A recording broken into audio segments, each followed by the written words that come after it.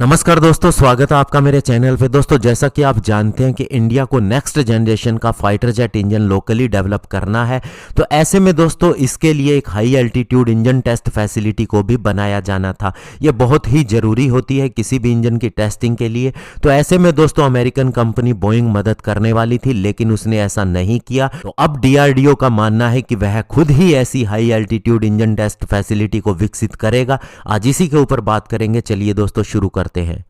तो दोस्तों आपको बताना चाहूंगा कि इंडिया ने 10 C-17 Globemaster 3 heavy lift aircraft खरीदे थे बोइंग से, और इसके बदले में जो ऑफसेट क्लोज होता है उसी के तहत बोइंग को इन्वेस्टमेंट करनी थी, और इस इन्वेस्टमेंट के तहत उसे इंडिया के अंदर एक high altitude engine test facility को बनाना था, और साथ ही ट्राइसोनिक वाइन टनल फैसिलिटी को भी डीआरडीओ के लिए बनाना था।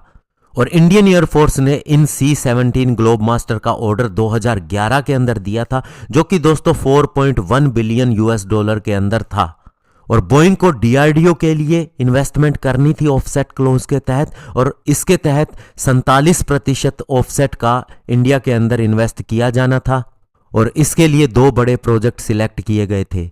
पहला प्रोजेक्ट था high altitude engine test facility, जो कि दोस्तों 315 मिलियन डॉलर का होना था। इसके अलावा दूसरा था ट्रांसोनिक वाइन टनल फैसिलिटी, जो कि 195 मिलियन डॉलर की होनी थी। और दोस्तों बोइंग का कहना है कि उन्हें एक्सपोर्ट रेस्ट्रिक्शन है यूएस गवर्नमेंट की तरफ से, इसीलिए इस प्रोजेक्ट के अंदर डिले हो रही है। वहीं डीआरडीओ का कहना है कि बोइंग को उन्हें पहले बताना चाहिए था। अब इसके अंदर 10 साल हो चुके हैं, और अब वे कह रहे हैं कि उन्हें एक्सपोर्ट लाइसेंस का अप्रूवल नहीं मिल रहा उनकी गवर्नमेंट से। तो अब डीआरडीओ ने बोइंग के साथ में यह ऑफसेट ऑब्लिगेशन के तहत जो डील होनी थी उसे कैंसिल कर दिया है। और डीआरडीओ का कहना है कि यह प्रोजेक्ट अभी भी अंडर डिस्कशन है यूएस गवर्नमेंट के साथ में, लेकिन वह एक्सपोर्ट लाइसेंस देने के लिए अभी किसी डिसीजन पर नहीं पहुंची है। और बोइंग को यह पहले से पता था कि ऐसी टेक्नोलॉजीज के एक्सपोर्ट लाइसेंस के लिए यूएस गवर्नमेंट से बात करनी पड़ेगी, लेकिन ऑफसेट प्रपोजल के टाइम पे उन्होंने डीआरडीओ को और इंडियन गवर्नमेंट को यह बात नहीं बताई और उन्हें अंधेरे के अंदर रखा।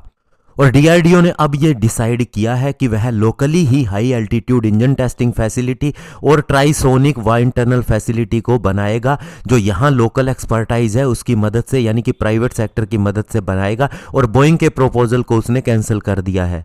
और साथ ही डीआरडीओ ने अब यह भी कंफर्म किया है कि उसने इस high altitude engine testing facility के लिए लैंड भी ढूंढ ली है, जो एक रिजर्वायर के नज़दीक है। और साथ ही यहां पर टेस्टिंग फैसिलिटी ऐसी बनाई जाएगी कि जिसके अंदर 130 किलो न्यूटन थ्रस्ट क्लास के इंजन को भी टेस्ट किया जा सके, और ऐसे इंजन को भी यहां पर सिमुलेट किया जा सके जो 59,000 फीट की ऊंचाई के ऊपर काम कर सकता है, और मैक 2 जिसकी स्पीड भी होगी। और डीआरडीओ ने यह भी कहा है कि कॉन्ट्रैक्ट साइन होने के बाद 3 से 4 साल लग जाएंगे इस फैसिलिटी को डेवलप करने में, और इसके साथ में एक इंटरनेशनल डेवलपमेंट पार्टनर भी हो सकता है। इसके अलावा 60 से 70 एकड़ और लैंड को भी एक्वायर करने का प्लान है, स्पेशली एक एल्टीट्यूड टेस्ट फैसिलिटी को एस्टेब्लिश करने के लिए, जिसका एस्टिमेटेड कॉस्ट 4000 करोड़ रुपए होगा। तो ऐसे में दोस्तों बोइंग ने हमारी मदद नहीं की, ये अच्छी बात है, क्योंकि अब हम खुद ही अपने लेवल पे इसे इंडिया के अंदर डेवलप करेंगे, और ये इंजन निर्माण के अंदर एक बड़ा कदम होगा। धन्यवाद, जय हिंद।